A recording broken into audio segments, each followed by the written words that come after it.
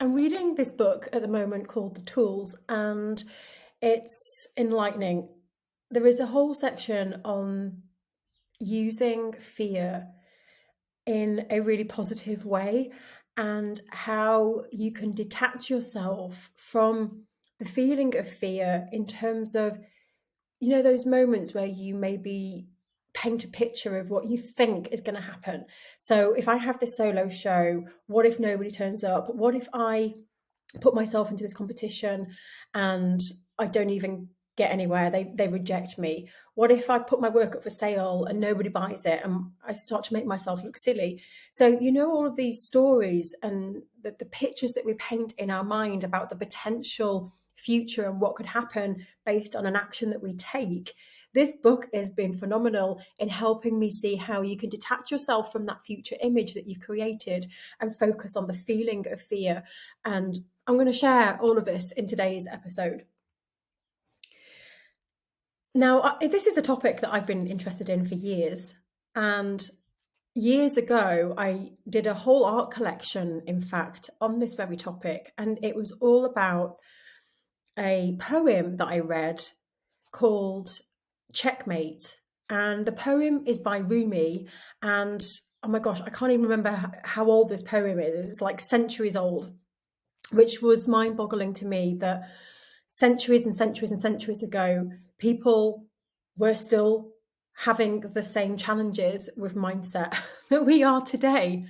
Like nothing has changed. We are still trying to fathom the brain and how it works and how we can take control of our brain and our thoughts and minimize fear. Nothing's changed since those times, and I find that really fascinating. And this poem, Checkmate, there's a part of the poem that uses the words, I trust you to kill me. And the metaphor in that and the analogy in all of this is that we have to die a few times in our lives to really live. And the whole premise of the poem is how we will go through life and experience painful moments. And all of those painful moments are contributing towards the bigger picture of where we're going, the strength that we get from those moments. And the line, I trust you to kill me, is one that I use often because it's trusting that when these challenges come our way, when something doesn't go right, I trust you to kill me. I'm trusting that this is building me up to be a bigger, better person in some way. And so I've always followed that over the years. And recently, since I'm starting to read this book, The Tools, by Phil Stutz, who also has a Netflix episode out, which is really interesting as well. There's a whole chapter in here that's really helped me recently, and I wanted to explain how I've used it. I'm still getting my head around this concept, and it's the reversal of desire and how we turn pain into power. And in this chapter, they talk about how we often feel fear towards doing something because of the story that we tell ourselves. And it could be, if I take action on this could happen, this could happen, this could happen. And we actually start to paint the picture in our minds of that actually happening. I bet you must have done this. I have. I do it all the time. So, for example, buying a house, there was so many stories going through my mind of not being able to afford the house, getting chucked out, people chasing me for money because I'm not paying my mortgage fees. All of that was going through my mind, the fear, before I actually committed to it. In terms of the art making, I remember, whenever I had an exhibition, I would be filled with so much fear. I would paint so many pictures in my mind of the outcome that I thought would happen at the exhibition. Like one big one was people saying really horrible things about my artwork, going, oh gosh, like, what is that?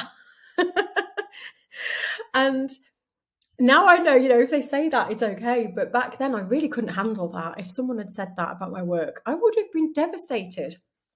And so it's a really interesting concept in this book around separating that thought, which is in your head, away from the feeling of the fear.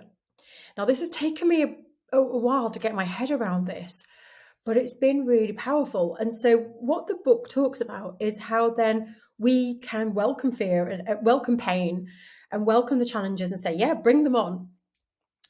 And we're not welcoming all bad things happening to us as such. We're not saying, I want the roof to fall in this week because I could really do with learning a lesson about life. It's not that we're looking and attracting bad things happening to us. But the book is talking about how welcoming the feeling of fear around things that we do in our lives is a great skill to adopt instead of avoiding it, because that's what we usually do when we feel the fear. Our body, it's fight or flight, says, hey, I feel scared about this, let's just stay safe and not do this. And then your brain will come up with all the reasons why, yeah, we shouldn't do this because blah, blah, blah, blah, blah. And actually, the fear is a feeling inside before it manifests itself in all those thoughts.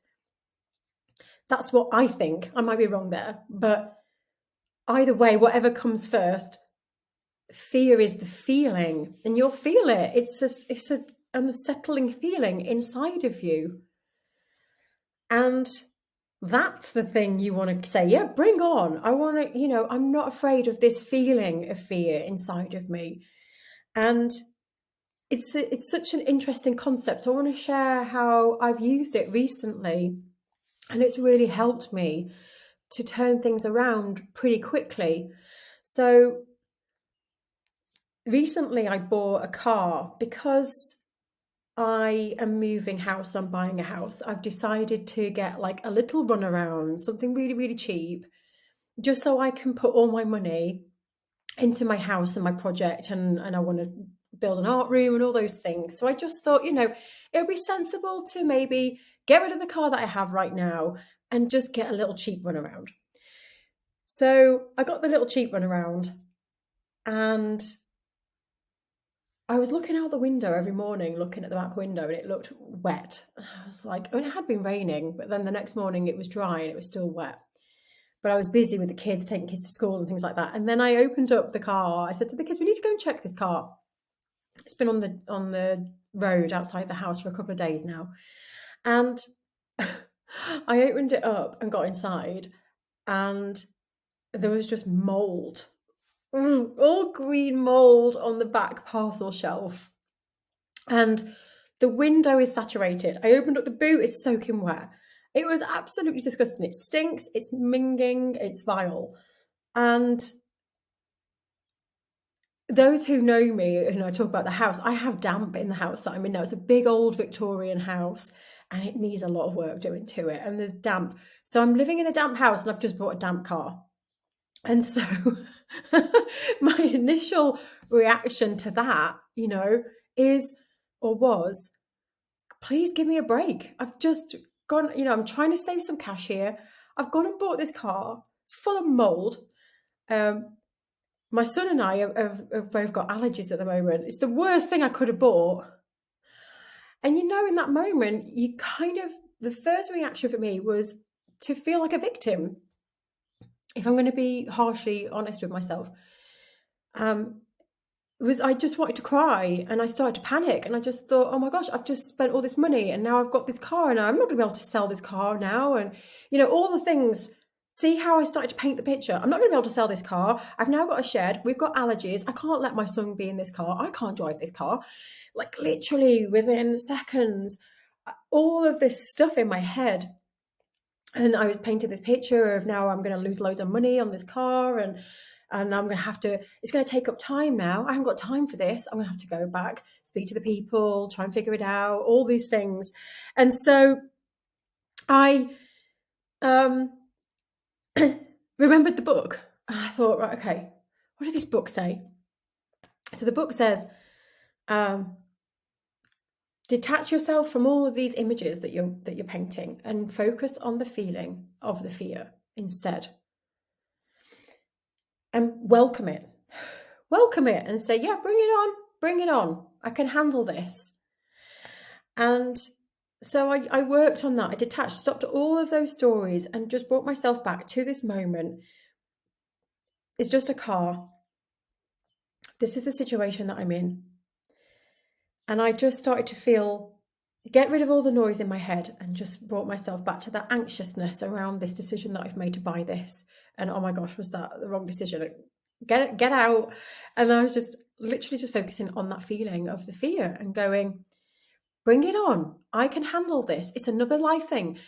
Life is going to throw challenges all the time, every day or every week or every month. We cannot avoid these things in life. And wouldn't it be great if we could, but we can't. And accepting that and knowing that when they arise, accepting it and then detaching myself from all of those stories, I just stopped them. Stop. Today, I've got this car. Right in this moment, I've got this car. This is the problem. So I'm going to find the next solution. And the next solution is to go back to the person that I bought it from and tell them. And then I'm not going to think from there. And this feeling of the fear around this, bring it on. Bring it on. I'm going to find a solution for this and I'm going to figure this out. And so in that moment, I saw the power from what I've learned in this book. And I teach this in my courses and inside our hub membership as well. I talk about reframing. But this is a whole other addition to what I teach in terms of that separation of the feelings and thoughts that we project. And that's something that I really wanted to share with you because it helped me this week. I also used it when I was booking myself onto a course. I'm doing a sculpture course. And again, when I was thinking about doing the course, I had all these feelings of guilt and where's it going? Why would I bother doing that? What's it going to add to my life? Do I really have time? Do I really have the money? All the things, painting the pictures, and then used it again to detach myself because I was thinking, why am I feeling anxious about this? It's a course. And then just brought it back to bring it on, bring this on. And then another part of that was just noticing inside how I'm feeling and dealing with those feelings. And when I detached myself from what if it's going to waste time? What if it's going to waste money? What if I don't learn anything? What if I end up, this is one, what if I do the course, it's a 2-day course, and I end up with a rubbish piece of art at the end that I'm not happy with? That was my big one. It's going to be a complete waste of time. But it's not about what I end up with. It's about the 2 days of being immersed in art and making and finding myself. And so once I got myself away from that noise in my head around all the things that could go wrong and all the things that it could lead to and waste my time, once I got rid of that and detached myself from that and brought myself back to, okay, let's just feel this. When I think about taking that course, how does that feel? And I just sat with that for a minute. I was like, I feel so excited. I feel excited. I feel like a little child, and I'm going to go to class again. And I'm going to turn up and hang out with people and talk to them and just sit for 6 hours each day carving. Oh my gosh, that feels amazing. So instantly I knew I'm going to do this. It feels great. And it was when I was getting in my own head that then the other feeling had disappeared because I was focusing on, okay, how does it feel to do this course? But then when I, bring all the other thoughts back, that was bringing on that different feeling, anxiousness, worried, and that, again, if you can detach yourself, it's like, Well, just bring that on. I can cope with that feeling. I can cope with that feeling because all these other things inside my head probably are never going to happen. So when you deal with the feeling and you think, oh, yeah, I can deal with this. This is okay. It's okay for me to feel anxious. It's okay for me to feel nervous. It's okay for me to feel scared. I can cope with that. Bring it on. I can cope with that feeling. So powerful stuff. And it takes practice. And all of this is, reframing. And really, I think taking time to notice your reaction to something is so powerful. And those who did Best Year Yet in January, which is our big annual course that we teach, thank you so much to everyone that's been flooding in messages, by the way, of how Best Year Yet has helped them.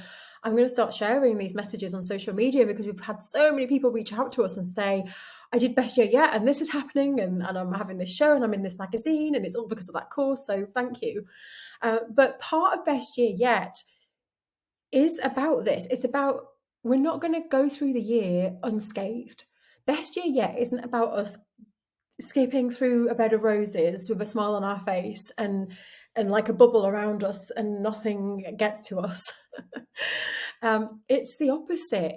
Best Year Yet is about how we react, how we can make the best of ourselves in situations that are challenging, how we can navigate the world with these challenges that will always be there and turn them around so that they don't hold us back, so that they don't affect us, knowing that we will have times that will knock us off the course of direction, and that's okay. And we take that time out and we're kind to ourselves, and then we navigate again, knowing and accepting that that's Best Year Yet. That's me having my best year yet, and you having your best year yet.